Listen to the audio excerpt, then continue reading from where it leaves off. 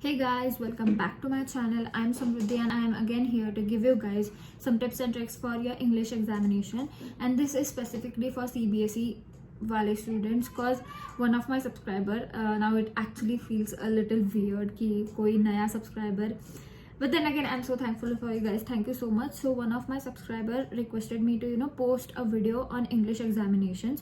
उनको 2 week का कुछ gap था and maths के पेपर के बाद उनका like English का पेपर है. I get it. So personally I scored 90 marks in my English examination, but here I'll give you a disclaimer that I am not a CBSE student.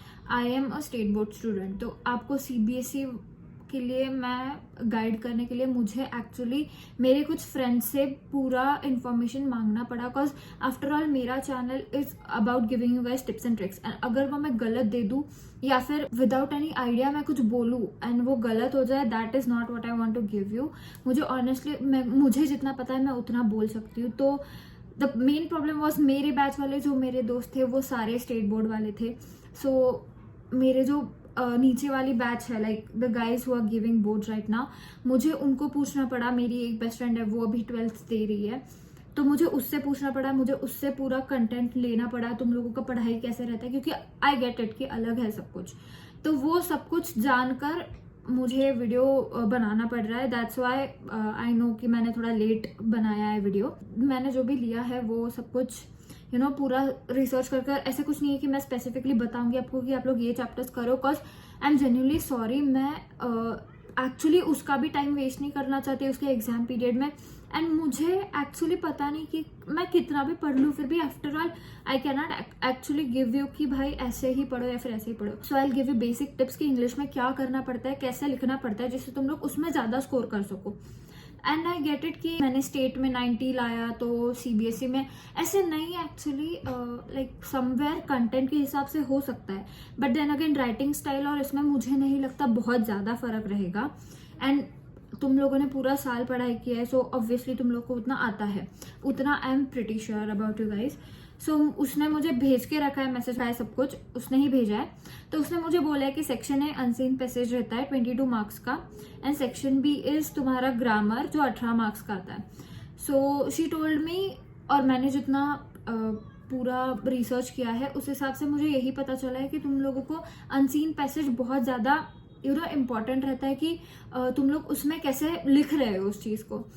As far as I search उसमें यही बोला गया है कि you have to like not copy paste the sentences from the unseen passage and write those in your answers.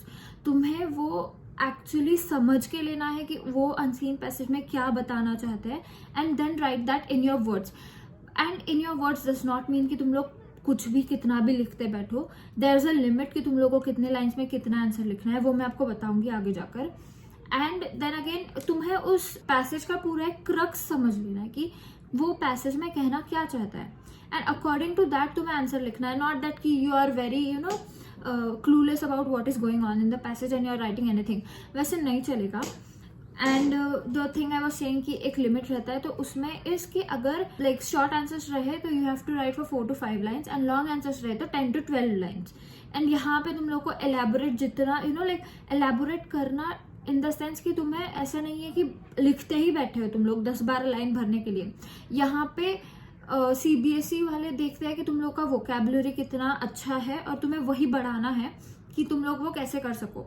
And for that you guys have to read some books other than your English का book. As in जो grammar के books आते हैं वो तुम लोग पढ़ सकते हो जिसके पीछे पैसेजेस दिए रहते हैं, या फिर any other types of books जो अगर तुम्हें कुछ अच्छे लगते हैं तो यू कैन रीड दोस्त, जिससे तुम्हारा रीडिंग स्पीड भी बढ़ता है जो पेपर में तुम्हें हेल्प करता है एक्चुअली, एंड तुम्हारा वोकैबुलरी बहुत अच्छा बन जाता है.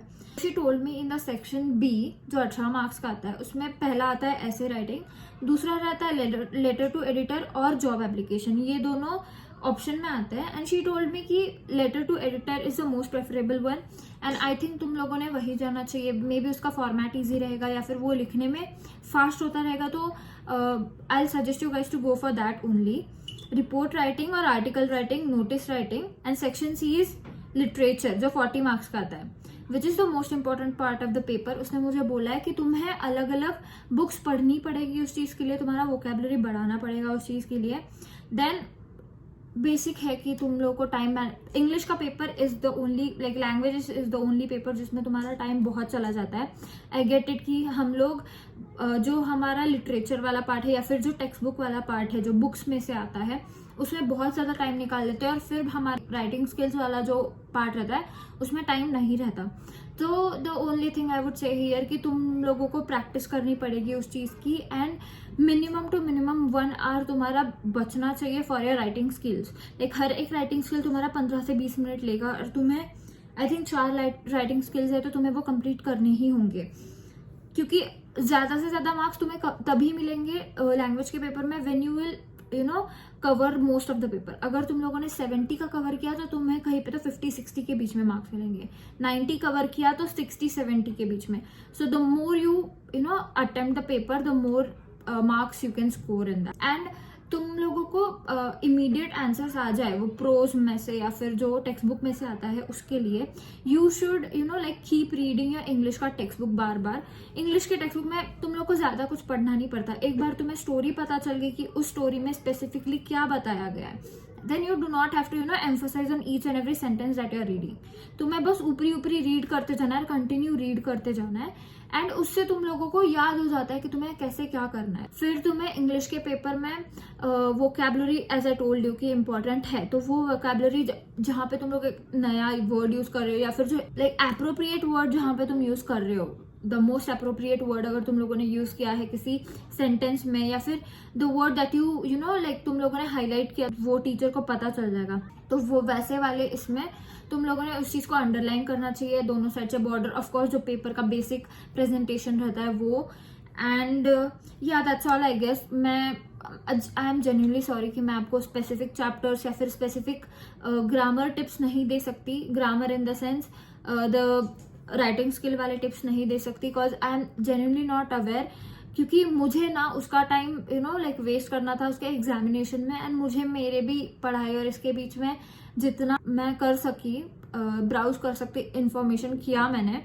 And I am so sorry अगर मुझसे कुछ लाइक गलत टिप दिया गया रहेगा. तो this are genuinely very basic tips जो हर एक इंग्लिश के इसमें होते हैं. So I just hope you guys like this video. Thank you. Bye bye.